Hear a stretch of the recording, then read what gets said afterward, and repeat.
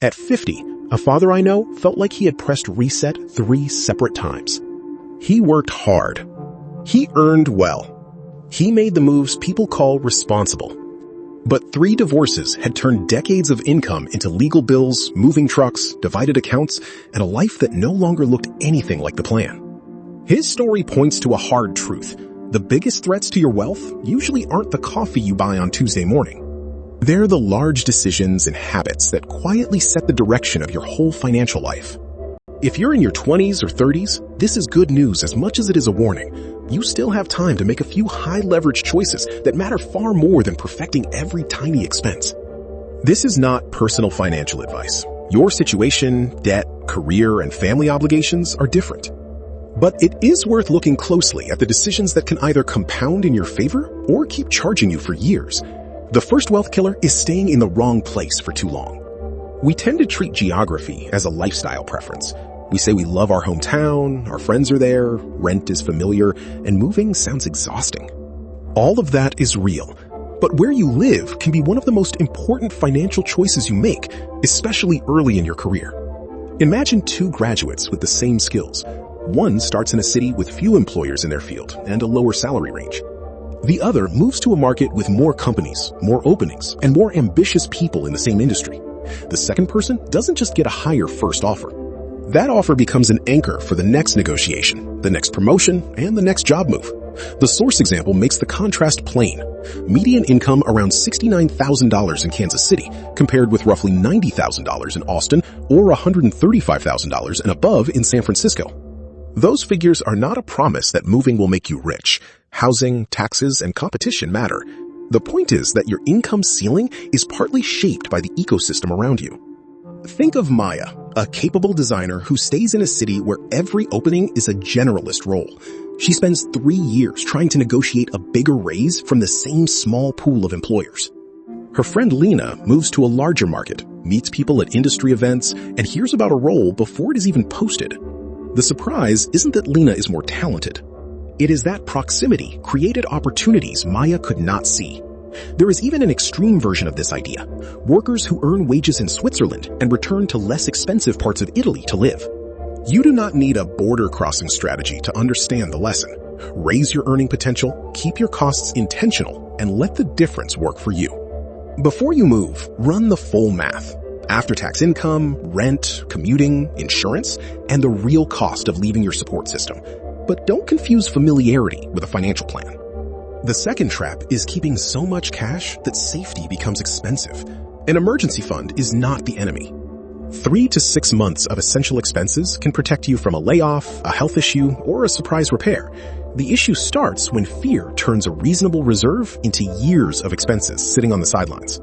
Suppose your essential expenses are $4,000 a month. 6 months is $24,000. If you hold 16 months instead, that is $64,000. The extra $40,000 may feel comforting in a high-yield savings account, earning around 3.5%, but the source notes the opportunity cost of not investing it in assets that have historically returned closer to 8 or 9% over long periods. Over 20 years, that gap can become roughly $145,000 in missed growth. That is not an instruction to put rent money into the stock market. It is a reminder that every dollar needs a job. Jordan keeps piling cash into savings because the number makes anxiety drop for a moment. Years later, Jordan has a large balance, but has barely given long-term money a chance to compound. The turn is counterintuitive. Being too cautious with every dollar can make the future less secure, not more. Choose your emergency fund target based on job stability, dependents, health needs, and how quickly you could find work. Then give the rest of your plan a purpose. High-interest debt, retirement contributions, diversified long-term investing, or a near-term goal. Safety and growth are not enemies when you assign them different money. Third, take relationship decisions as seriously as investment decisions. Nobody enters a relationship expecting a spreadsheet to become the story. Yet divorce can be one of the most destructive financial events in adult life. The source cites U.S. first marriage divorce rates around 40 to 50%, with higher rates for second and third marriages, and says only 15% of couples use a prenuptial agreement. Those exact figures vary by study and jurisdiction, but the financial principle is steady.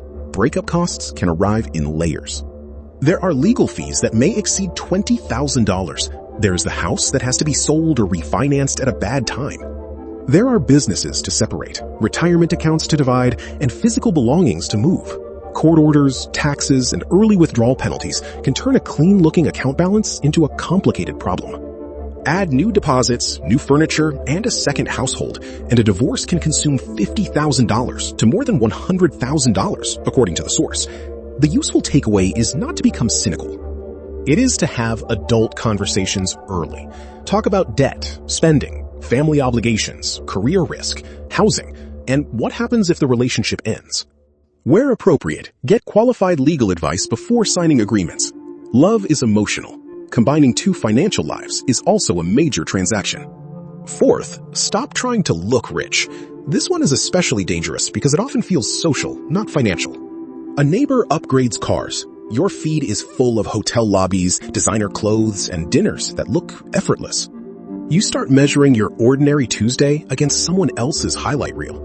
Suddenly, the apartment has to be more impressive, the lease has to be more expensive, and the vacation has to prove something. The source calls this the 30K millionaire, someone who makes $30,000 a year and spends it performing wealth, perhaps on VIP tables they cannot really afford. The details may be colorful, but the pattern is familiar. The person with the loudest symbols of success may be using debt, borrowed clothes, or 60% of take-home pay on rent. Meanwhile, people with actual wealth often look surprisingly ordinary because their money is working quietly in the background. Try a private scorecard instead. Track your savings rate, your debt payoff, your skills, your health, and the people you can call when life goes sideways. None of those get as many likes, but they make your life much harder to knock over. Fifth, don't automatically trade ownership for a slightly larger paycheck. At a startup, a public company, or a pre-IPO firm, a higher base salary can feel like the obvious choice. Cash flow matters. Bills are real, but equity deserves to be understood before it is dismissed. The source gives a simple example. Owning 0.1% of a company that eventually reaches a $100 million valuation would represent $100,000 before considering dilution, taxes, vesting, liquidity limits, or whether the company ever succeeds. Those caveats are enormous. Most options do not become life-changing. Still, a decade of optimizing only for salary can cause you to overlook upside that cannot be recreated with a small annual raise. When an offer includes equity, ask questions. How many shares are outstanding? What percentage would your grant represent today? What is the vesting schedule? What happens if you leave? Is there a market for the shares? What are the tax consequences? You do not need to gamble your rent on a startup. You do need to know what you are giving up when you choose only the visible number. Sixth, stop waiting for the perfect moment to invest. Markets always give you a reason to wait. Rates are high. Prices are high. A recession might be coming. The news feels scary.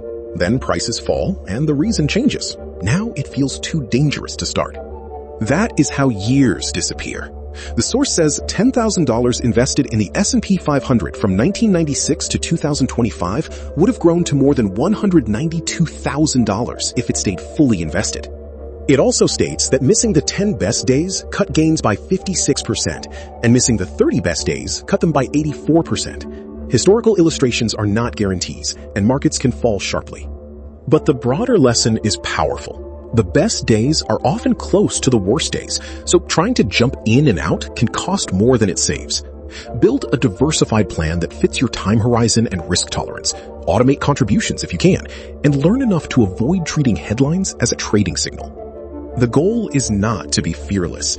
It is to stop requiring certainty before you begin.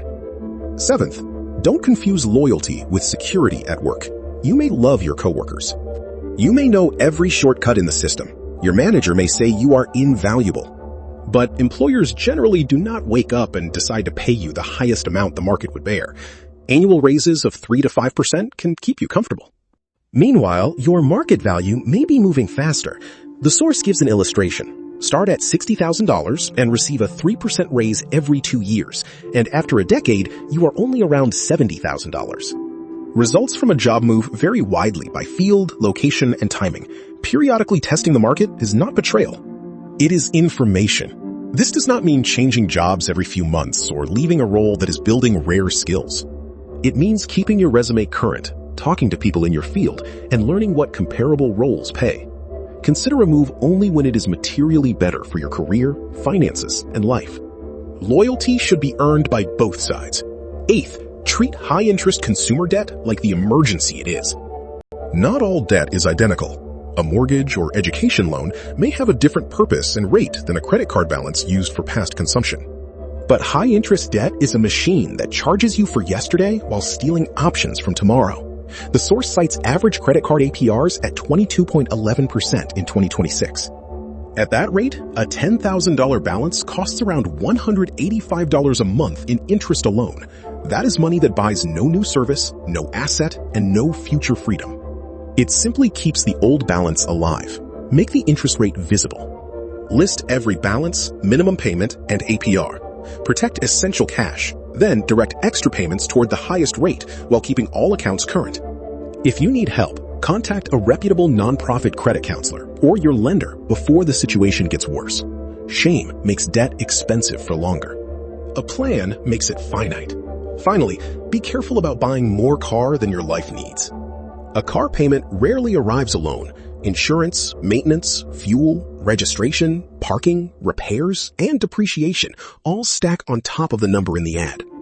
The latest confirmed average transaction price was about $50,000 in late 2025, and a typical payment is about $750 a month. Add the hidden costs, and ownership can exceed $1,000 per month. Now picture Eric, who buys the new model because everyone at work seems to be upgrading. The payment feels manageable. Then insurance rises, tires wear out, and a repair arrives just after the warranty ends.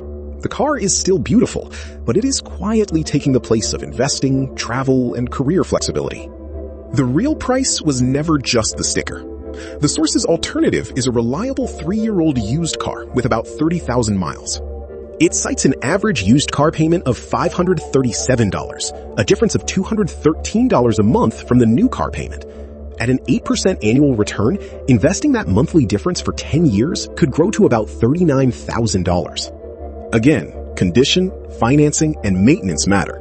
The point is to buy transportation that supports your life, not a monthly bill that performs status for strangers. Wealth is not built by never enjoying your life. It is built by noticing which choices repeat, which costs compound, and which decisions make your future self less free. Pick the city that expands your opportunities. Keep enough cash to breathe, but not so much that fear runs the entire plan. Build relationships with financial honesty. Ignore the performance of wealth. Understand equity. Invest with patience. Know your market value. Eliminate punishing debt.